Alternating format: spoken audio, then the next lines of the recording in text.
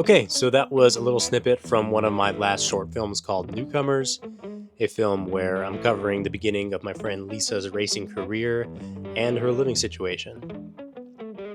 This film was a blast to shoot, not only because I grew up riding and I grew up around motorcycles, and shooting the subject alone is really fun, but I got to make this with a lot of friends of mine, and like I mentioned, Lisa is also a friend of mine, and it was just an overall great experience shooting something I love to do and being around people that love having a good time as well. So, to start things off, let's talk about some of the gear we used and how we shot it. We used a couple of different cameras for this project, but our main A camera was the Mini LF. I knew from the beginning that I wanted to shoot this project in 4:3 aspect ratio, especially with the landscapes and some of the portrait shots. I wanted that height and portraity vibe, so shooting open gate was a big bonus for me and why I chose that camera.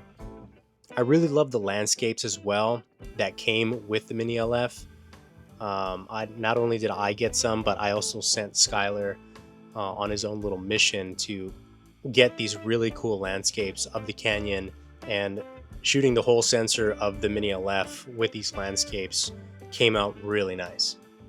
For B cam, I wanted to have another camera that has open gate, but small enough to where I can do these different setups I had in mind, especially for the hard mounted shots.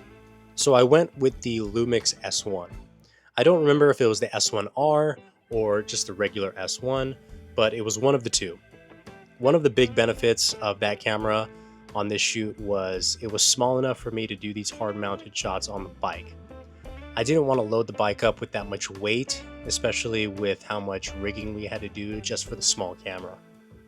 And it's funny, I've never actually hard mounted a camera like this before, so this was my first setup, and as it felt janky putting it together, it held up pretty well. I even tested it myself before I had Lisa jump on and do the actual shots just to make sure it was safe. Also, having open gate on this setup specifically was a huge bonus because one of the things I think that sells hard mounted shots with motorcycles is being able to see both the bike and the talent as much as possible. I see some of the hard mounted shots on motorcycles where they just show the talent and you kind of lose that feeling of being on a bike. So I really wanted to showcase the bike in these shots as much as possible, and having that extra height on the top and the bottom just really helped out with the look I was trying to achieve. For the rollers, we used the DJI 4D, and man, I love this camera. It's funny, at first I wasn't really a big fan, but now that I got to see how easy it is to use and the workflow behind working with it, it just made the shoot and these rollers that much more easy. Not having to worry about the gimbal setup really sped up the process. We literally just attached the top handle with the 4D to the Tilta Hydra Alien arm, and that was it. We were ready to go.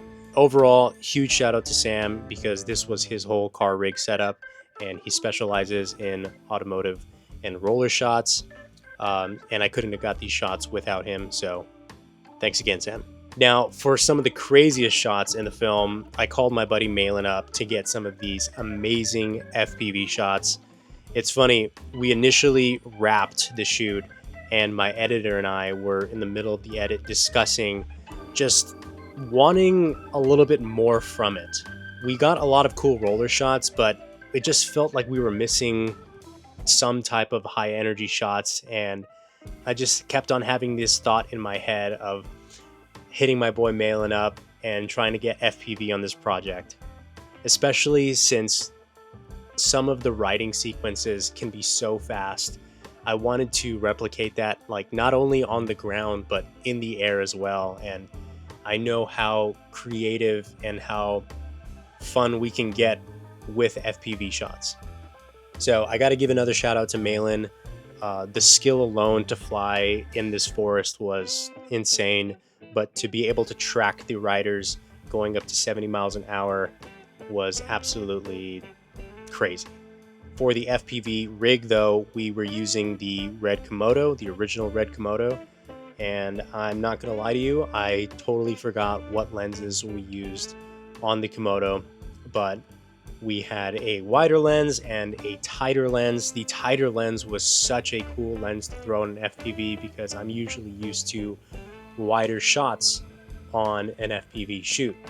But with the tighter shots, Malin was able to track the riders, and it just gave it that different look from what we're usually accustomed to when it comes to FPV.